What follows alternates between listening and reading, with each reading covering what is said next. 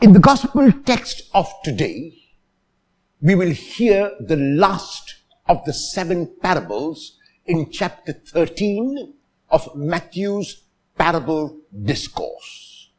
In it, Jesus speaks about a large net being cast into the sea and fish of every kind being drawn into that net.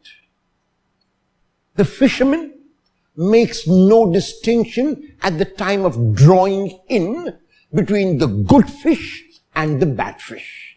It is only after the fish have been drawn in that the separation takes place and the good are retained while the bad are thrown out.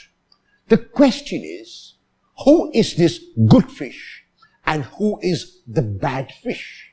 In the Gospel of Matthew, very clearly, the good fish are those who not merely say, Lord, Lord, who not merely verbalize prayers, who not merely mouth or recite prayers, but the one who, like Jesus, does God's will.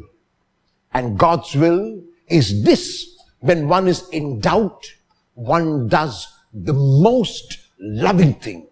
God's will is this: that I act as much as is possible for the good of others and not only for myself. God's will is this: that I am concerned about the welfare of others as much as I'm concerned about my own. And there are the bad fish which are thrown out. Who are these bad fish? As a matter of fact, it is those who merely recite prayers. It is those who merely mouth prayers. It is those who merely verbalize prayers and only say, Lord, Lord, and do nothing else. If they do not act on the prayers that they recite, if they do not act on calling Jesus Lord, then it is of no consequence whatever.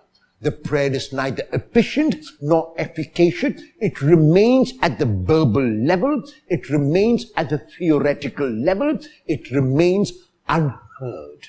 Because God will hear the prayers of those who act on their words. Because God acts always on His word.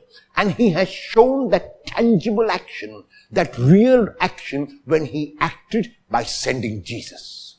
Jesus showed us what it means not only to hear and assimilate God's word, but to act on it as well.